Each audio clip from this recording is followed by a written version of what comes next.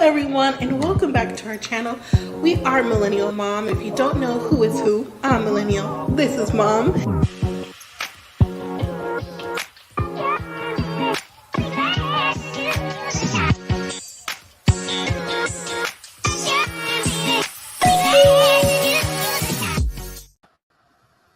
Hello, everyone, and welcome back to our channel. If you're new here, I'm Mom or Kay from Millennial Mom, and I would like to welcome you to the 90-Day Fiancé Happily Ever After No Limits Tell-All Part 2. So the tell-all has been divided into 4 different parts, and we are on part 2 as of last night. I hope you all watched the show and are able to give your comments about what you thought or what you saw happen with the couples that were on last night's show with the tell-all, and we'll go from there. Again, I'm Mom or Kay from Millennial Mom, and before I begin, if you haven't had a chance to, please don't forget to hit that like button, subscribe if you haven't already joined the family, leave your comments, and share the video. And if you're part of the replay gang, let me know you're part of the replay when you watch the video back. And again, don't forget to leave your comments. So welcome, everyone. How's everybody doing? Hopefully everyone is doing well. Again, Happy New Year. When do we officially stop saying Happy New Year? Is it like this is the last week or till the end of January? Not really sure, but either way, Happy New Year and welcome in. So I've also dropped the link for anyone who wants to join online with me as well. You don't have to show your face. You can turn off your camera. You can just use your speaking voice instead of dropping that in the comments, or you can do both. It's up to you either way. It's fine with me, and I appreciate you watching the live and joining today. So I will wait just a moment or two for a few more people to come in the chat. Let me just go ahead and say that I thought the tell-all last evening was very interesting, especially when they got to Angela and Michael, because I just was blown away by the guests that they had on the show.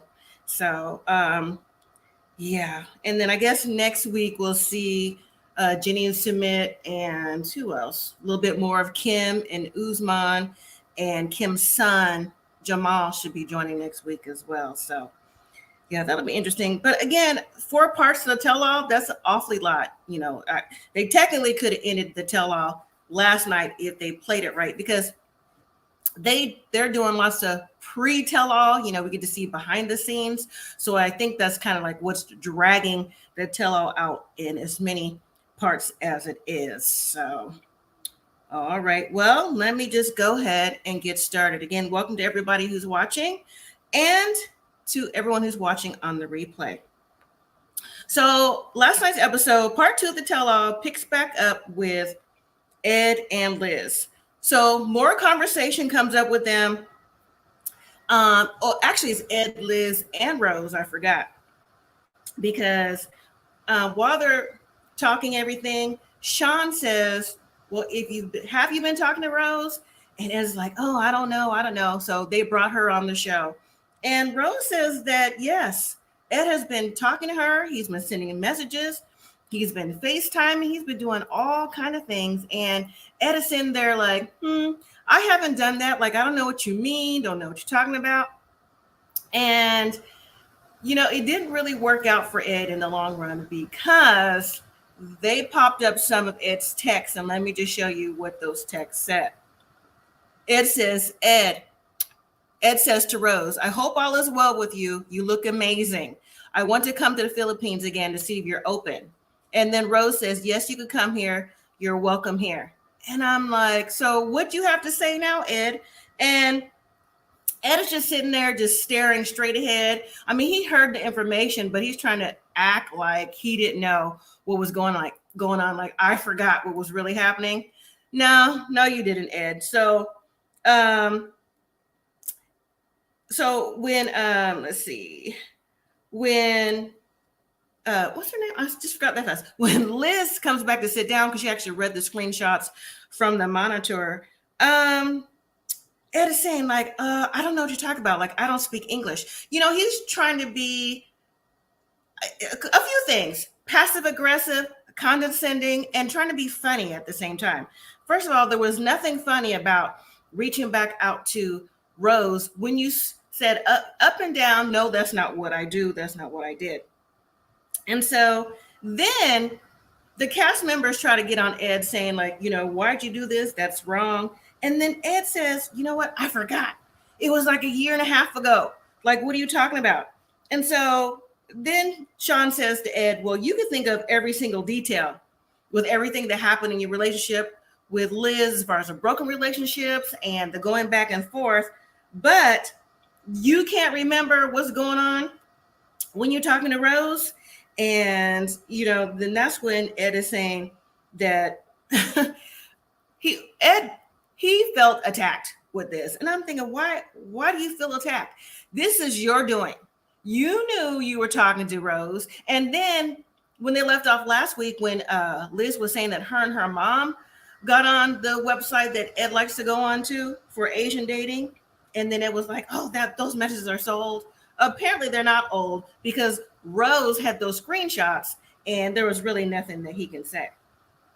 And so then it calls for a break and all the cast members go backstage.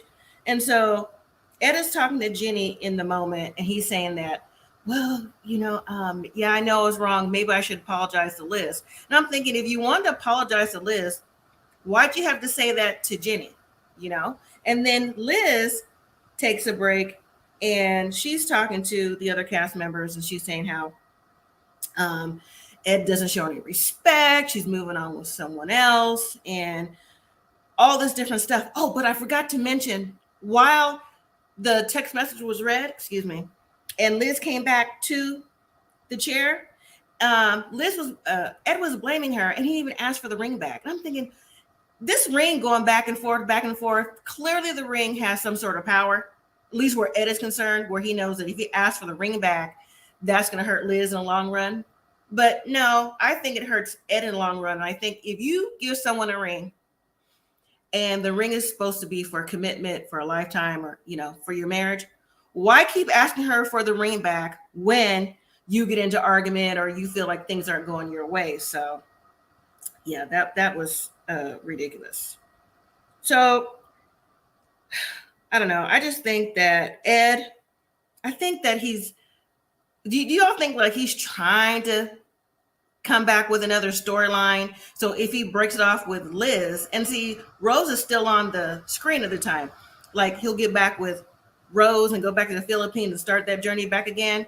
I think it sounds storyline-ish, like keep me on the show for relevancy somehow. I could be wrong, but that's just my opinion on it. So then let's move to Elizabeth, Andre, Charlie, and Jen. So there are so many things wrong with this relationship dynamic, from Andre, who comes across as a controlling husband, to the conflict with Elizabeth's family. That conflict with Elizabeth's family has been going back and forth since Moldova, when they went over to get married in Andre's home country. And Andre, I don't know, is it just me, or is it just that he wants to control everything that Elizabeth does, and he doesn't want her to be a part of the family? Because he has so many conflicts. It started with Elizabeth's dad. He has it with Charlie. He has it with her sisters, and now her mother. And I'm like, why would Elizabeth like sit back and continue to deal with this when it comes to her family? I know maybe she feels like she's in the middle, but I don't think there's be any way where I can just sit back and listen to my husband berate, go back and forth, get loud, disrespect. I'm not saying her family doesn't either or reciprocate the same energy, but just the way that Andre is portrayed with the family, I wouldn't be able to do it. But anyways, when they're talking to Andre and Elizabeth, they're talking about not just the family dynamics, but what they're doing now. Like I said, last week, she was pregnant at the time. She's since had their baby boy, Winston, and I guess things for Elizabeth and Andre are good. So apparently, Elizabeth, not just working in her dad's real estate firm, she also now has I don't know, she's a new startup singing career. I don't know how serious it is. I don't know if she's been signed anywhere, but she does lullabies for little kids, like whatever lullaby you could think of. Well, she's saying, Sean asked her, well, can you sing right now? And she's like, oh, well, you put me on the spot. So she's saying, what's she saying? Not Twinkle, Twinkle, Little Star. I forgot what she's saying. Mary Had a Little Lamb. Excuse me. That's what she's saying. And I mean, she can carry a tune. I'm not going to say it was anything real professional, but Elizabeth can carry a tune. And Andre actually looked like he was proud of his wife. And Sean was saying, oh, well, you sound good. And, I heard on the internet that that singing voice wasn't really yours. And and she's like, yeah, that's what I heard. And of course, Andre had to come to her defense, like, yeah, we don't care what they say, in his Andre tone. But that's Elizabeth, and it is what it is. And then Ed chimed in. He was saying, well, if I listen to all the trolls on the internet, I probably wouldn't be sitting here, so no one listened to comments and turned them off. But you know what? If they didn't hear any comments underneath the surface, then they wouldn't respond. But that's just me. That's my opinion. So next is Andre and Becky. Excuse me, not Andre and Becky. Becky and Charlie. They come out. Sean introduces them. And you can just tell there's tension in the room. You could cut it with a knife. And so Sean asked Charlie, when was the last time that he saw Andre and Elizabeth? And he said at the counseling sessions. Now, the one thing about 90 Day Fiancé is they left off the show before they started a reunion with the family at the counseling session. So that leads me to believe that they may be back for the next season and it's going to pick up, because otherwise, what was the point of even showing like one counseling session? I mean, should we be able to see like what transpired from there? And so when Charlie is talking, Andre is cutting him off. He keeps saying he's good at calling Charlie a bum. He's like, I don't know what the bum is talking about, just F-bombing him, just cussing him left and right. And Charlie's like, I don't care what you have to say. What do I care for? And Andre was saying the same thing. They were going back and forth. And Andre was saying, he's just a drunk. Even their own mother said he was a drunk. No one wants to talk to you. No one wants to be around you, and vice versa. And then Charlie said, well, no one wants to be around you. He was saying that, you, meaning Andre, kept Libby away from us when you got here. And it's been nothing but drama ever since. And then Andre said something to the fact that she's my family now, Elizabeth. And, like, we're good. And she don't want nothing to do with you. And so Sean said, so is that true, Elizabeth? You don't want anything to do with your family? And she was like, that's not true, baby, for Andre. She goes, I will always love, and I think she used the word respect, but she definitely said I will love and care for my brother and my family. Like, that's a sibling, and I will always be here for them. Like, there's nothing that could change that. And then Andre was like, oh, okay. So she stopped that right there. And I'm thinking, first of all, Andre is good for talking for Elizabeth. And I think that's where part of the problem lies with the viewer. And I'll just use me, for example, just watching how they communicate back and forth, the way Andre disrespects her family, whatever he's got going on with her brother, but now is drugging her mother into it. I know Andre and his sisters have gone back and forth, but this has gone on and on and on and on, even before him and Chuck actually got cool, right? And so it's just the fact, like I mentioned, that it seems like Elizabeth can't speak her mind without Andre just being out there with it, like, no, this is how we do things. And when he said that she's my family now, that right there was a wedge. You can see what the issue is as far as the family goes. But Becky was saying to her sister, like, how come you don't communicate with us? This is an issue. Like, you don't listen to me. You don't listen to me as far as being your sister. And then Elizabeth says, so why would I listen to everything that you say? So everything you say is right.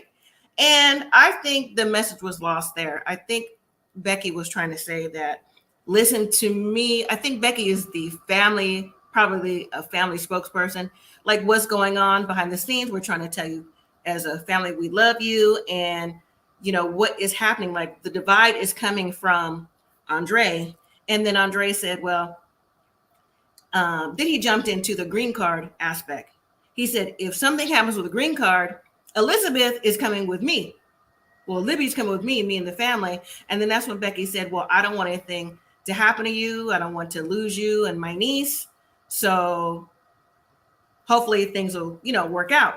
And so then Andre was saying how his green card was denied, and he thinks that someone in the family told on him for the reason why that he can't get one or is in delay or limbo, whatever the case may be. And I think he feels like he's not saying Charlie, but he feels like it's Charlie, because Charlie says that, well, if I did do it, I mean, whatever, and in a way it does sound like it was Charlie. And actually, even I believe that was possibly Charlie and his wife, because they had conversation about that in previous episodes. And so then the lawyer came on, and she was saying how, first of all, she wanted everybody to know that filing a false report, federal report, is a crime. That was one of the things that she wanted to push out there.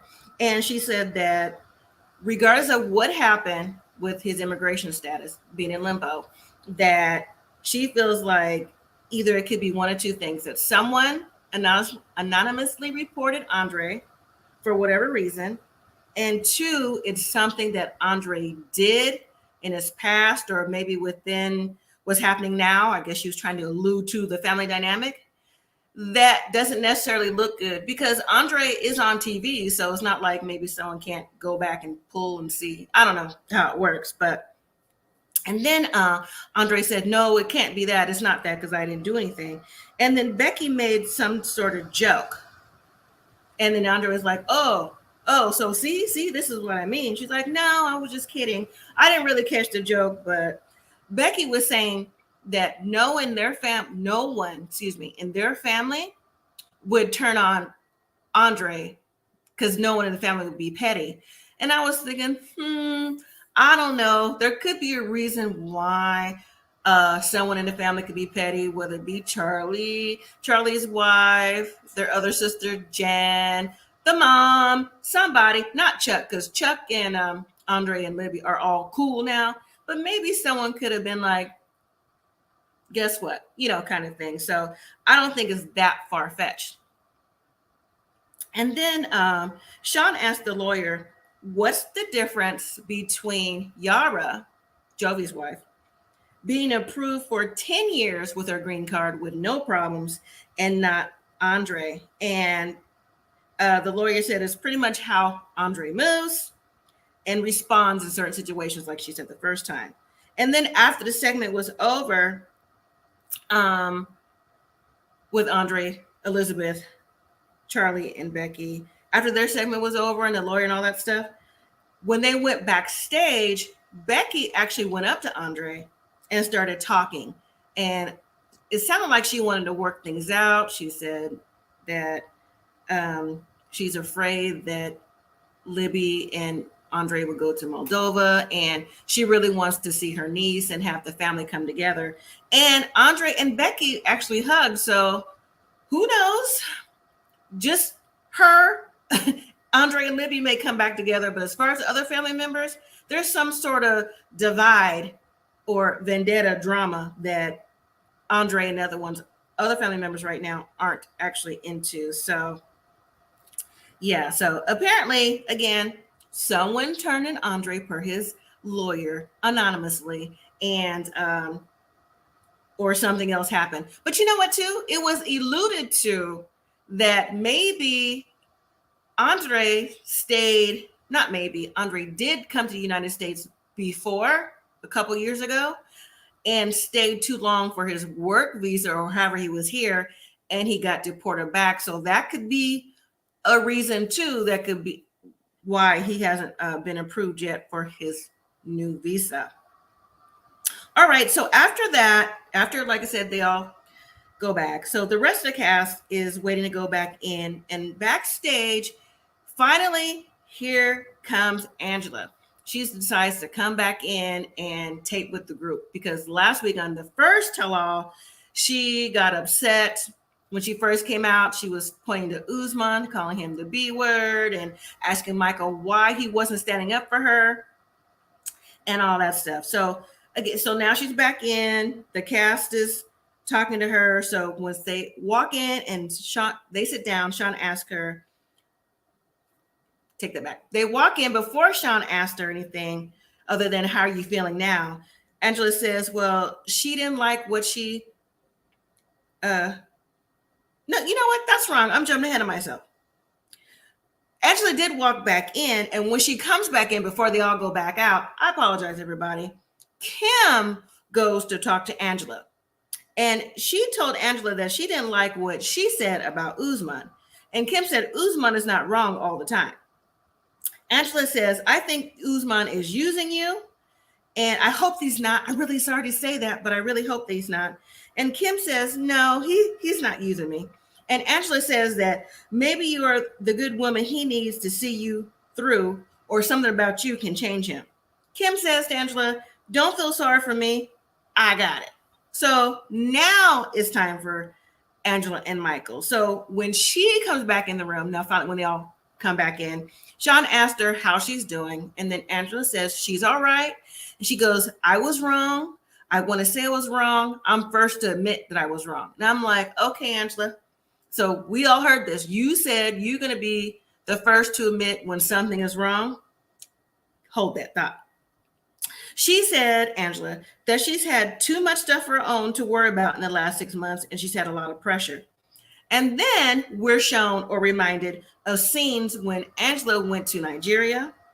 You know how she is when she's in Nigeria. She goes to confront Michael. She don't go to Nigeria to necessarily have a good time or see her husband. She goes to see what he's doing, to make sure he's not talking to nobody, make sure he's not talking to his friends, who she calls the goofballs. None of that. But then we also see and learn that Michael has been cyber cheating, and he's talking to another lady on IG. Now, you know that's Angela's thing.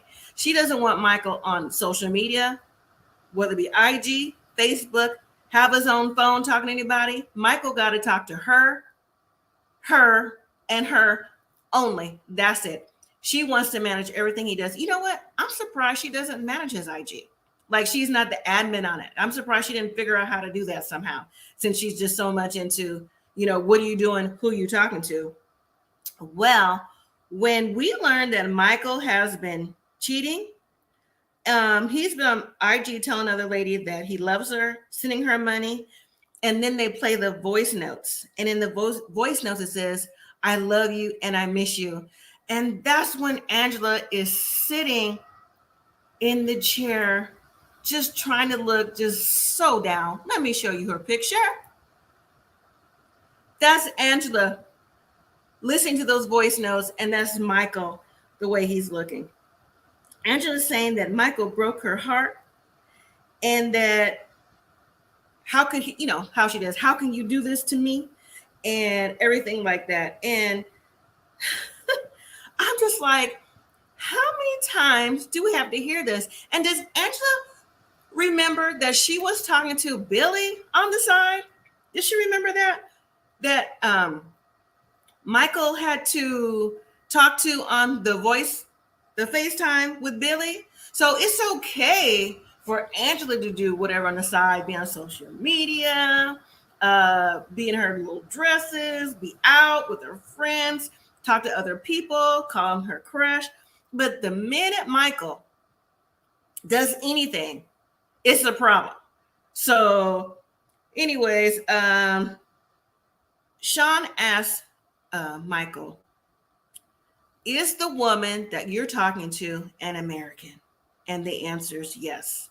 We also learned that the woman Michael was talking to, he invited her to Nigeria because Angela got all the notes and everything with it. And the thing is, those voice notes and everything, someone sent those voice notes to Angela's friend Tanya, who's also on the show for a brief moment, giving her opinion about Michael and Angela's relationship. And I'm thinking, so how did the voice notes get to her friend Tanya instead of Angela? Like it was Tanya, the private investigator behind the scenes, because no one knew who Tanya was up until now. So I find that a little suspicious. But anyways, that's the writing on the wall with them. Now, one thing also with Angela is she invites a special guest to come on the show to also confront Michael. That special guest happens to be Michael's uncle. Yes, that's him right there. Michael's uncle says that it is an abomination how Michael is treating the marriage and that the family needs to come together and talk. I'm thinking the audacity of the uncle to come on to say that what Michael is doing is an abomination to the family. So let me think about this. So maybe he feels like, no, because he said the marriage is sacred, which it is. But I'm thinking abomination, what Michael is doing. Has he not been around like Michael's aunt when Angela has come in and torn up the house, cussing at Michael, calling him the B word, just slapping him around, pushing him around? Because they did show clips of that before the uncle came on the stage. So does he think that's okay? I don't get it. Like, does he think that's okay?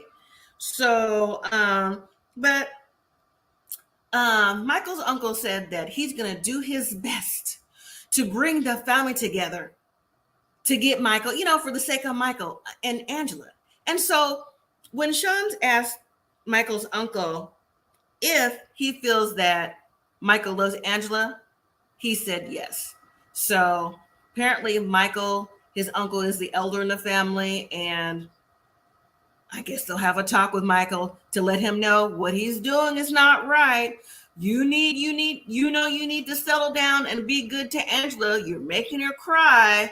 You're ruining your chances for that green card. I was like, Uncle, you are not doing a good job, in my opinion, representing your nephew on behalf of his relationship with Angela. Because what we've seen on TV with their relationship, no, it's a firm no from me. Moving on from that. So Sean asks Angela, does she regret anything about her behavior that she's done towards Michael? Angela said no. And I said, okay, well, there it is right there. No. So that means that her bullying, her aggressiveness, her think it's okay to tear stuff up, smash stuff in his face, and call his friends out of his names and everything else is okay. Again, that's why I'm saying, like, where would the uncle think that this is okay? Matter of fact, not just the uncle, why does production think this is okay and think that us, the viewer, think that this aggression is okay? Because again, for the umpteenth time, I'm going to say, in my opinion, again, if the shoe was reversed and Michael was doing these things to Angela, it will be a serious problem. The double standard is ridiculous. But anyways, so then Sean asked the cast, what do they think about Michael's behavior? Do they feel that Angela treating Michael the way she does through her behavior gave Michael, like pushed Michael away? And one of the two people that were the most vocal was Yara. And she says she's not saying that what Angela did was right, but what Michael did was, what he was doing wasn't good. And I don't know if she's saying like it wasn't good because of the voice messages, things like that. But the background, the dynamic of the whole relationship, even from the beginning on the very first season, I mean, I don't know if I've ever really thought this relationship was as real as it was put out to be, but definitely not. The abuse, no, they're both wrong. She was doing her dirt. He is doing his dirt. The difference is he's doing his dirt all the way around on the other side of the world with a wife who is making sure or trying to make sure that he can't do anything but talk to her and be in her beck and call. So again, the double standards there. And then Bilal says that Angela has been excessive towards Michael, and Michael is a liar, but Bilal said he believes that Michael loves the lady that he's talking to and Angela. So I'm like, Bilal, now that I thought then and there, I thought maybe Angela would have, I don't know, went into a dismay, but Angela gets up and walks away off the stage once she learns that Michael has been back on IG, and she's crying. I'd like to say sniffing really hard, saying that she's hurt. So, but anyways, let me say this though. I think that Angela needs to get a grip about herself. I think that she needs to, because she keeps saying, I'm done. Every time you see her, I'm done. We've had years of I'm done, right? So when are you finally done? You know, Angela is in her late 50s. She ought to know what it is that she wants. She needs to take care of her health. She needs to calm her nerves, calm her blood pressure. I mean, she yells and hollers so much over Michael. She's saying how much heartbroken she is. Her voice is raspy from all that. And, you know, she smokes heavily. So I don't know. She just needs to get her emotions under control. I don't think that relationship with Michael is worth it or worth saving. But again, I think it is for more relevancy, kind of like an Ed kind of thing. Like if you keep coming back with more drama, you keep feeding the fire, they're going to want you back. But I think that this type of drama that she brings, yeah, no, I'm good on that. So some people like it, but I'm good on that. So after the taping, the cast leaves the tell-all.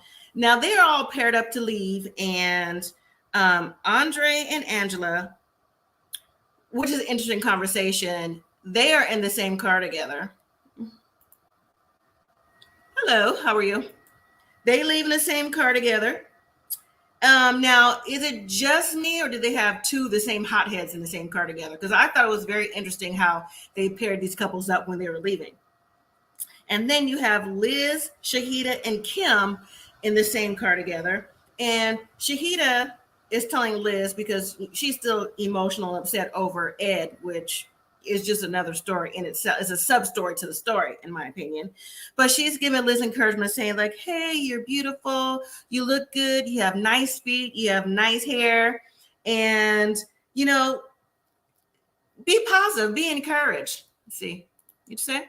I'm good. I thought it was interesting. Oh, okay. Thank you. And so, and then you have Ed and Bilal in the same car. So yeah. So like I said, I think they are paired up based off of really what is going on. And Jenny, honestly, I didn't see where Jenny was. I didn't. I don't know if Jenny rode by herself or whatever, but clearly she was in a different car than everybody else, unless she was sitting in the front seat with the other ladies. Well, no, she must have rode with Yara, but I didn't see that. So once they get to the meetup, it's a bar area. It's a nice view of New York City. Everyone is eating, drinking, making small talk.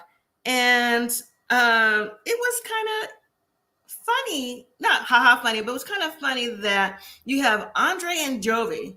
They're standing talking, and their conversation is about what was happening, what was going on with Liz and Ed, and the disrespect that he was showing her. And they actually had a small bonding moment, those two, when they were saying like, oh, I would never treat my wife this way, and I don't understand why that, you know, Ed would do that. And you know what, Ed, I mean, whether you're, I don't know, 2 feet tall, 10 feet tall, Ed has a serious, what they call that? What's it called? This like a short man's complex or something, like Napoleon complex. Ed is really something. Like he has a hot head too and an attitude, but it's I don't know. It's just it just couldn't be me. Let me read a comment or two. See, the two gaslighters. That's what I was saying. The two gaslighters in the same car. I really thought that was interesting. Candy, you say I don't understand why Liz is still dealing with Ed.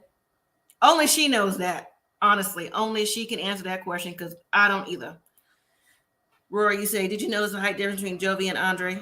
Yes, I did. Yes, I did. So Andre is clearly tall, but the point is, for Jovi and Andre to bond over a drink and talking about Ed about mistreating the wife, I was like, okay. So then, that's not something I thought I would see because if you saw last week's tell-all, Jovi left when him and Andre were together because they left on a misunderstanding because Jovi straight up said, do you think that you're a problem in a relationship with Libby and her family? And of course, Andre can't see that.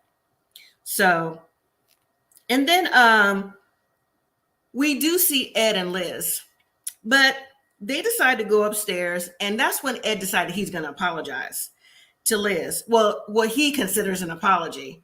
And I'm like, when he's talking, he said, what did he say? No, Liz says, you just can't break up with me and then come back like a day or two later. And Ed is saying he felt like Rose, or one of the two, Liz was overstepping. Somebody was overstepping. But when he said to Liz that you trying to talk to me like an attorney, you're supposed to be on my side, the other couples are ganging up on me.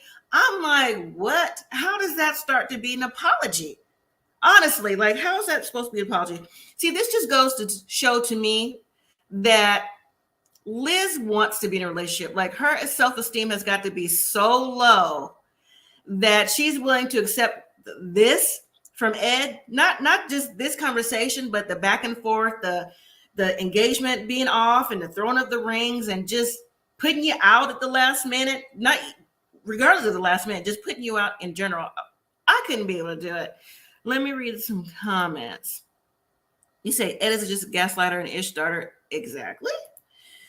And Ed never apologized by using the Jedi mind tricks on Liz. Exactly. But I think that he knows to use those Jedi mind tricks on Liz because even Liz was questioning herself about what to say and how to feel.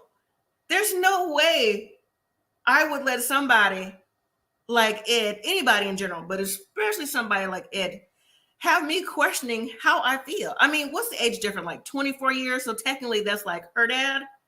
And so he should know better anyways.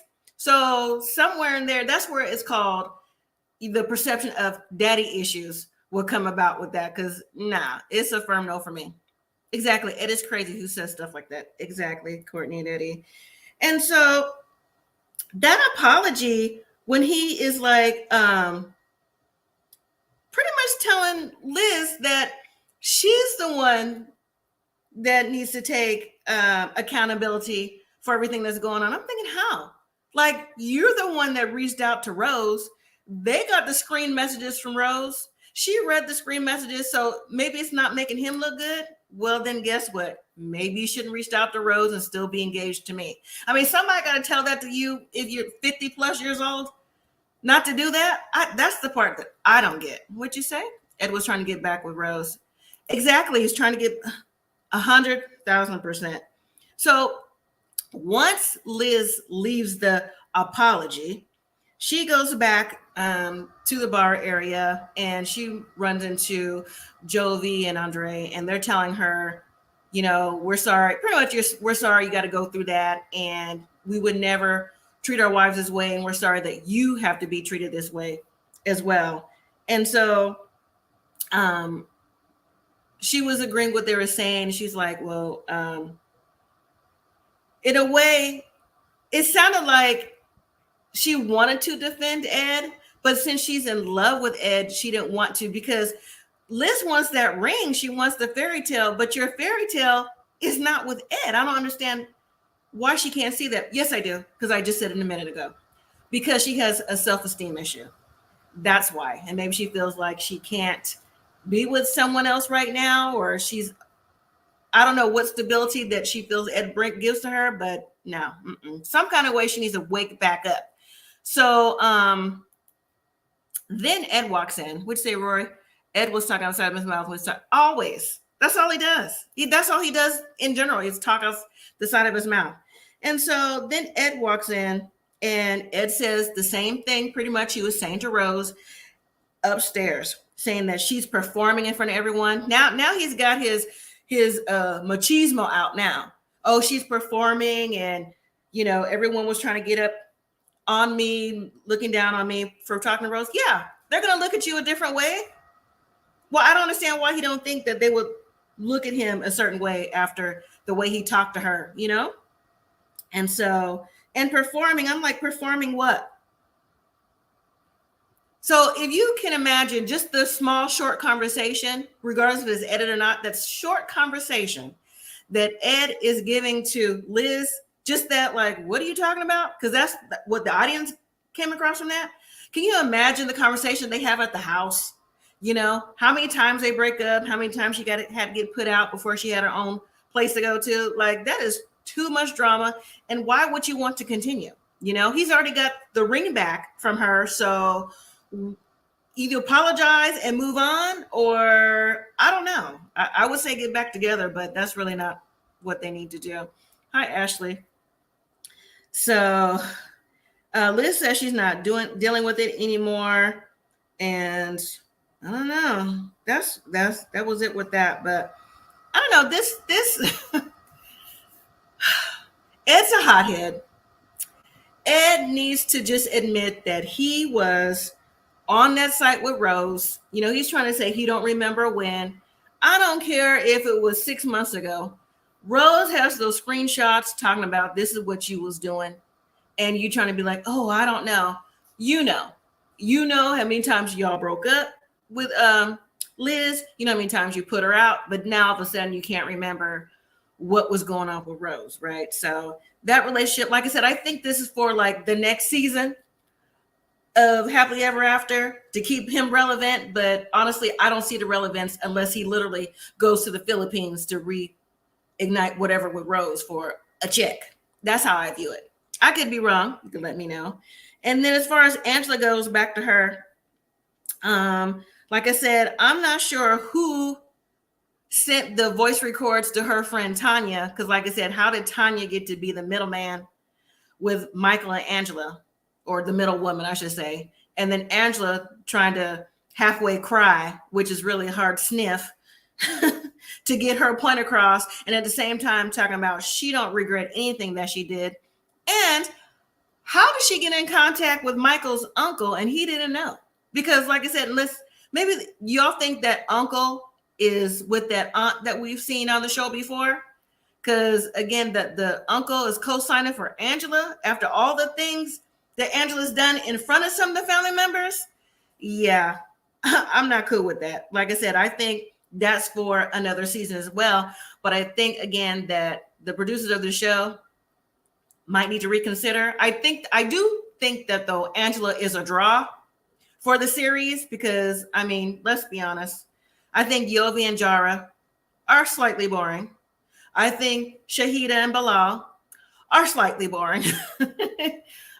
Elizabeth and Andre, their family, they have drama. To me, they're a little bit more interesting to watch. Not Andre's personality, but just that family dynamic with Charlie and the other siblings, and then who else is on the show? Ed and Liz, boring. So who else could they? Oh, and Kim and Uzman, boring. We know that's not going to go anywhere. I think that's also a catfish situation, but we'll probably find out more about Kim and Uzman next week for the tell-all.